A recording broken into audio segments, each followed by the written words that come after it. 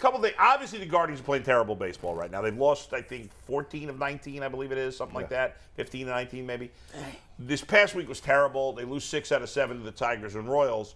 But there is some positive we can make out of this bad 3-week stretch. Number one, 3 guys that make the All-Star team. Jose Ramirez, Andres Gimenez, and Emmanuel Clase. All, to me, all well-deserved. Did they leave out somebody that deserved it? Did any of these 3 guys not deserve it? What do you think? I'll slow clap on this one.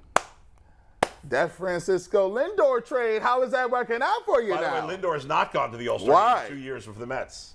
Remarkable trade. And I don't know if I mentioned this when I was in before or not. Yeah. If you look at what the Orioles got from Manny Machado, nothing compared to what, and they traded him with a couple months left to go. Right. The Guardian, basically, he had about the same amount of time left as what Frankie had here in Cleveland. And the Guardians got Gimenez and Ahmad Rosario. They can flip Rosario, who's really come on and played well after a slow start. Right. Rosario's going to get traded at some point, either at the deadline or this offseason.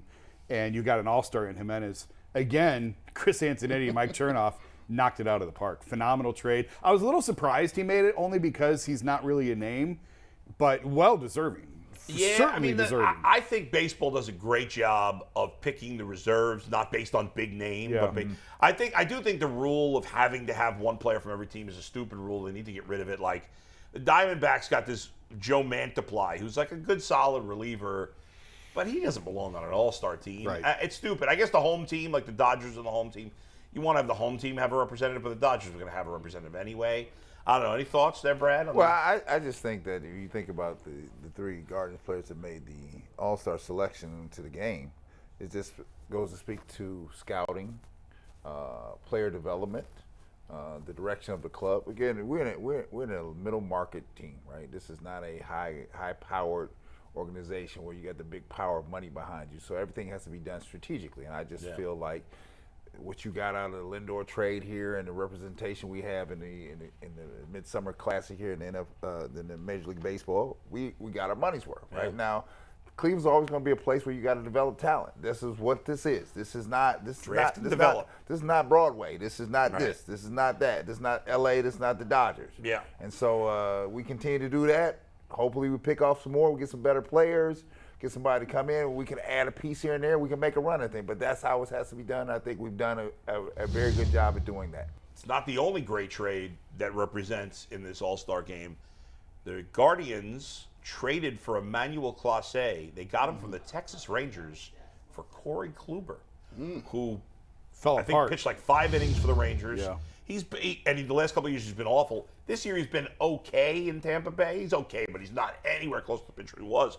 And Clase at this point is one of the premier closers in baseball. He's a top 10 closer, maybe even approaching the top 5. He has the most saves, right? In the American League. Yeah. At this point.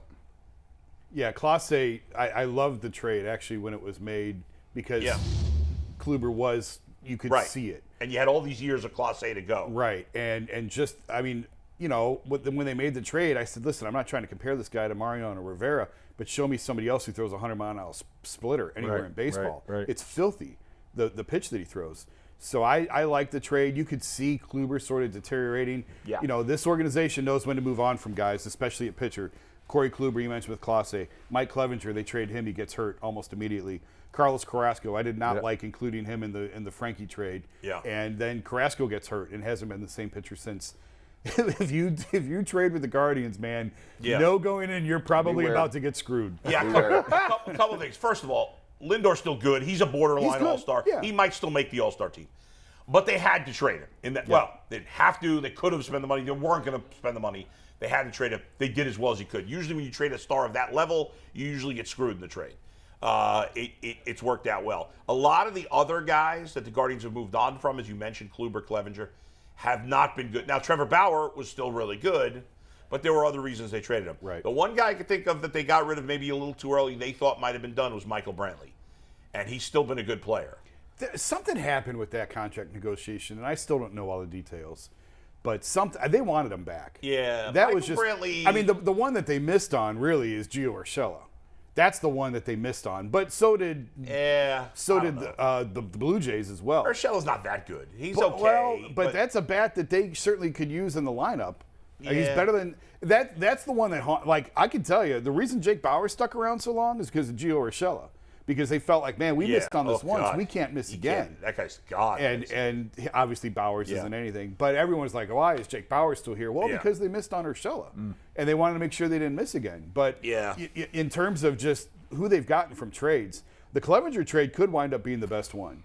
And I didn't like that one very much either at the time because I thought, man, you're losing Lindor. Go for it. Just go all in. And even if it's a COVID championship, try and win a championship. Yeah. Because you're going to lose all these guys. Right. But they made the trade, and that one could be the signature move of all of them for Chris Antonetti. He has just not been able to stay healthy, and No. that's going to be an issue. He's getting older now. One other thing from this weekend, guys, Nolan Jones, who 2 years ago was the Guardians' number one prospect. He's not as highly thought of because, listen, in 2020 it was a COVID year. He didn't play. Last year he didn't have a good season. It was his first subpar minor league season. But I love this guy in the minors. He's another guy, like a lot of their other players, that's excellent at getting on base. His career on base percentage in the minors is almost 400, which is absurd. But unlike some of these other guys they've brought up recently, there's power. He's got real power. He hit that home run, was it Friday? Friday or Saturday? Yeah. Saturday, I think. Yeah. He hit the home run that was like almost 500 feet. He crushed it.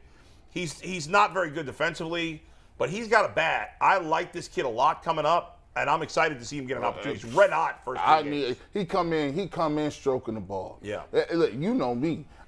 This the type of stuff I get excited about because now you got some young dudes with some power. He get on base. He come in the first few games he in the lineup. He looking to be aggressive. Yeah. I said, this is what I'm talking about. I need a couple. If you going to be losing 15 or 19, I want to lose 15 or 19 with these young dudes. That's right. Hitting ball like that. That's what I want to see. He's got to be able to hit left-handed pitching, or else he's going to be a platoon player, and they don't need that. No. He really struggled. You mentioned his awful year in the minors last year. Really struggled to hit lefties. If he can prove to just be adequate against left-handers, he could be a nice piece for them. Yeah. They got to find a spot to play him. Likely going to be a corner outfield spot, possibly first, although I think they're happy with Naylor there.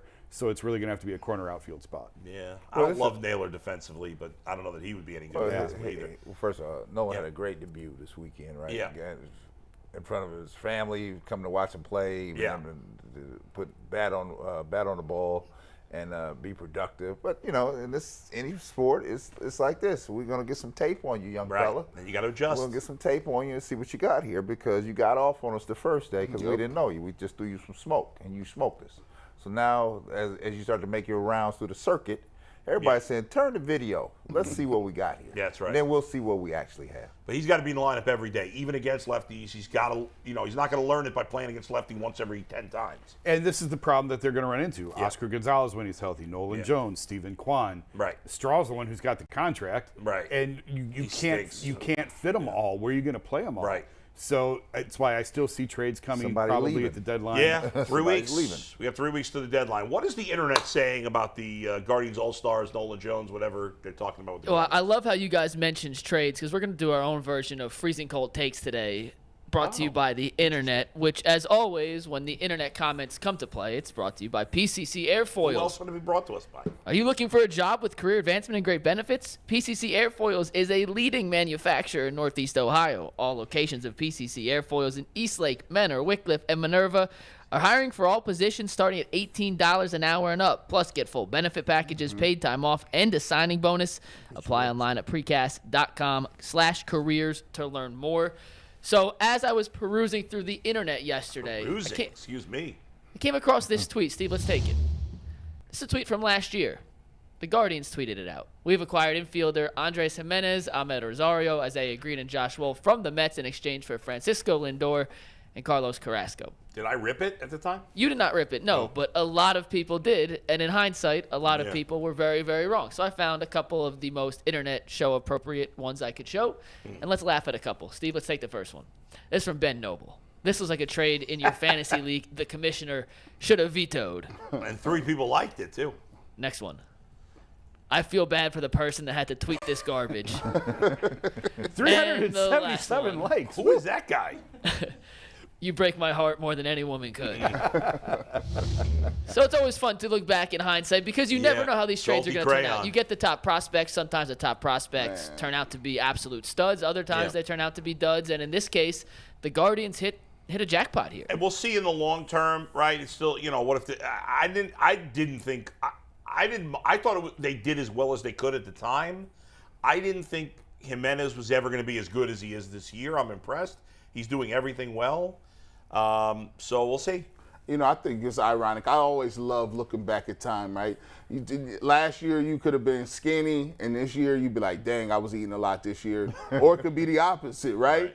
I was looking back in the time machine, and they just had a Browns photo with OBJ and Jarvis Landry and Hooper, Smiles. and they was at Camp Baker, and then all four of them is up out of here. Odell Beckham got a torn ACL. Baker fighting for his football career. Austin Hooper is about to move to left tackle in Tennessee, and Jarvis Landry is the fifth receiver in New Orleans. What a year can make. I was listening to some guy on, I don't even remember what I was listening to yesterday, but this guy was like, I think Austin Hooper's a sleeper this year for whatever. I don't even remember what team he's on right now. I'm like, Tennessee. I'm like, you obviously didn't watch him play. He's like, I love him with Ryan Tannehill, as if Ryan Tannehill's that good. Okay. Austin Hooper, you didn't watch him play the last 2 years. We certainly did. All right, and that's what the internet is saying.